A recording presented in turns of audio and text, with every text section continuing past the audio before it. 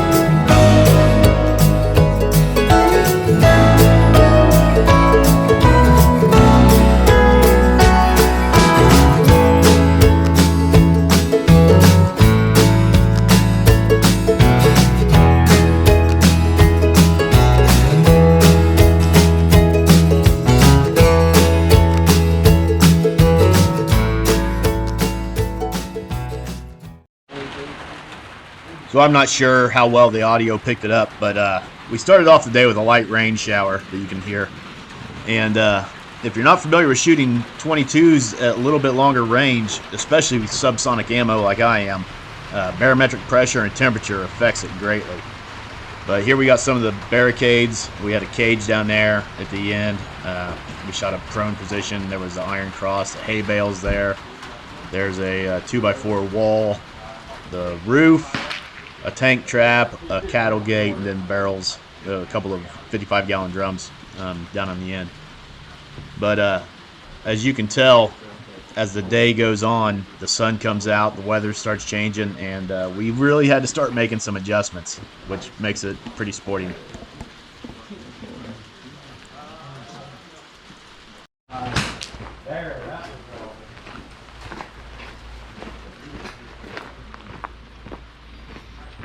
Oh man, breakfast smelling good. Ooh, look at that breakfast bowl.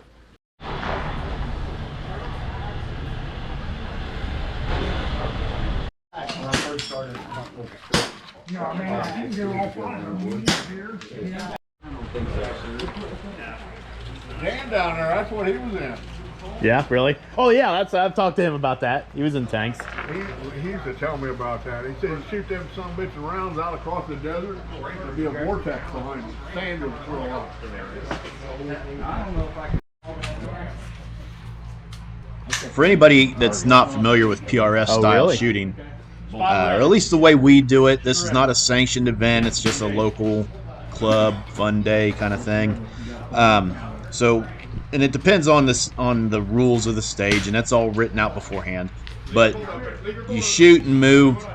You shoot from a barricade, usually a couple positions on each barricade.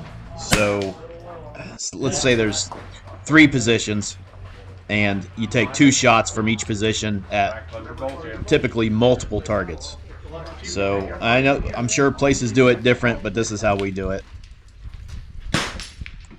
And I'm sure I didn't explain that very well, and I apologize. But there's tons of PRS shoots out there, so you can look all over YouTube for those. You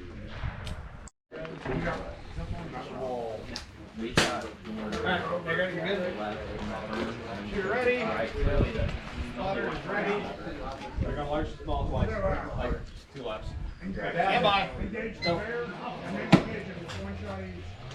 Sorry. It's all right. No, watch your break. That's fine. That's like 200. Impact.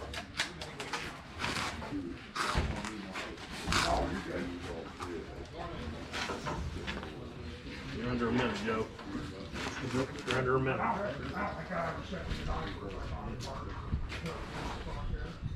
Linda, are we loaded up? Yeah.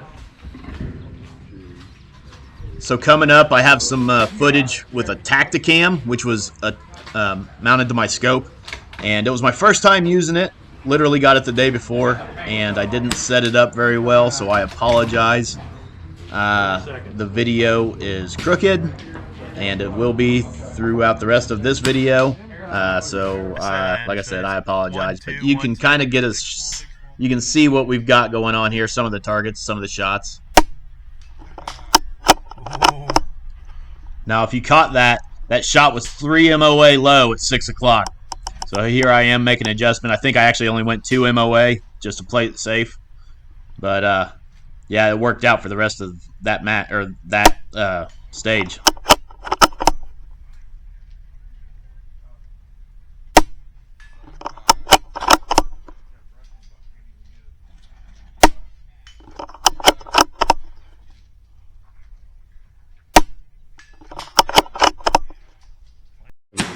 Is that right? Impact. Damn. Impact. Well, you're still shooting good.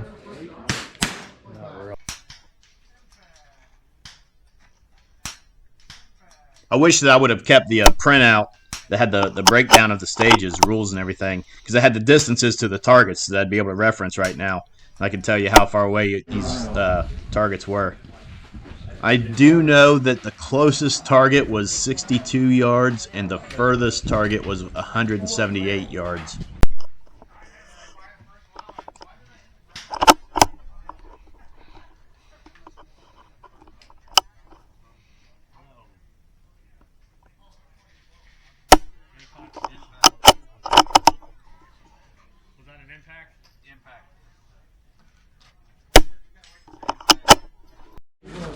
Yeah. Yeah, you're seeing through your scope here. Where was that first one? Small one. Yeah. I know, I think it's clear I can see where I'm. Yeah. But I couldn't tell in the second one, so you must have been pretty close to the second, you know what I mean, where the Yeah. trail was. Impact. I couldn't tell exactly, but yeah.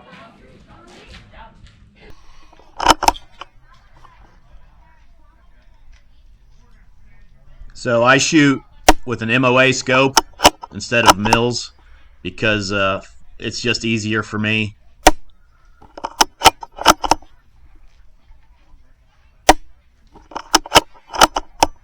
Yeah. It's the 5 o'clock hit. Did you see it? Let's go back and check our hold. Yeah, 3 MOA, wind, okay.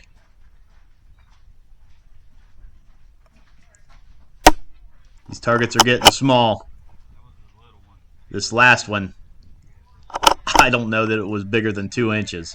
So And now I don't remember the distance, but it was a yeah. good little poke out there. Now I'm on the 5, yeah.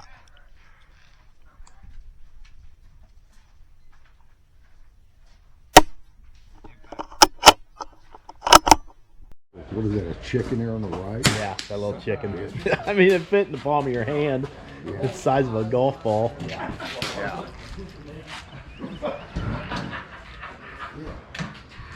Yeah, it's tiny.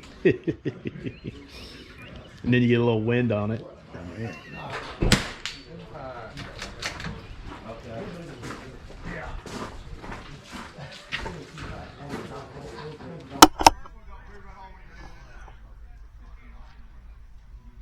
So this target set here is 178 yards, and we're shooting prone, which made it a little easier.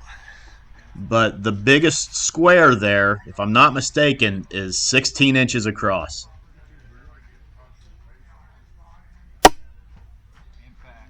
Oh.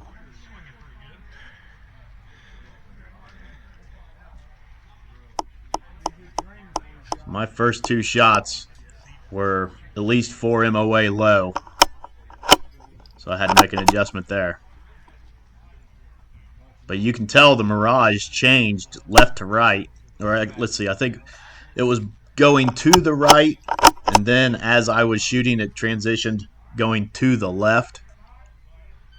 So you have to watch that mirage when you're shooting long distance like that. The wind wasn't blowing at all, but you could tell that the heat waves out on the range it was just playing with the bullets.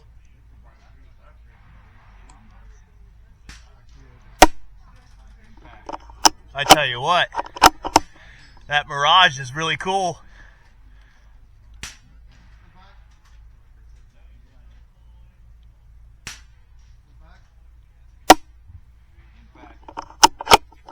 My God.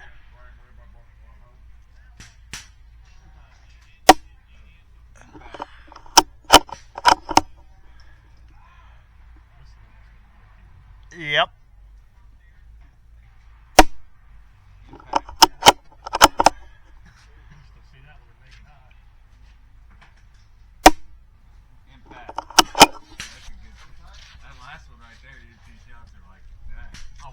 I was timing the mirage. I'm not shitting you.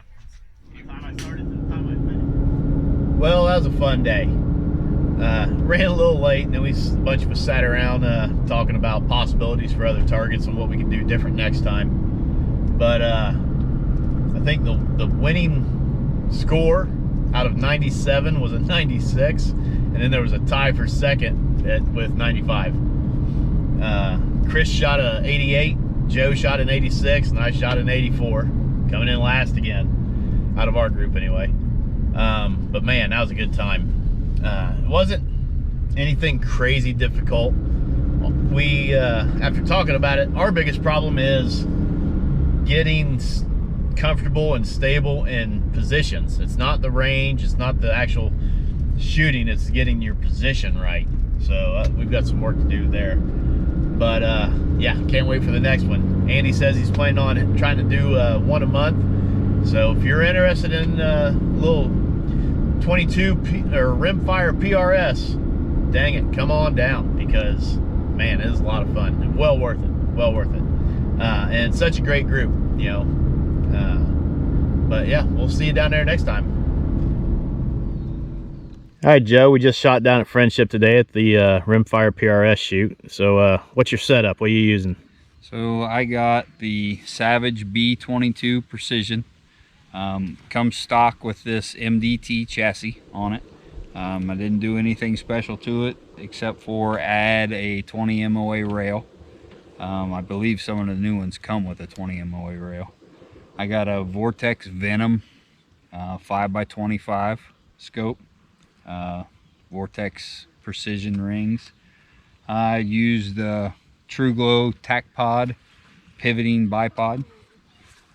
That's been working pretty good for me. I got a short one and a long one. This is a rock solid bag, which is a pretty loose bag. I kind of like that loose. It sets in there pretty good. Today's the first time I've used that, but it worked out pretty good today. So Nice. I'm shooting Ely Club. That's what I've been shooting the most of. Shoots pretty good out of this gun.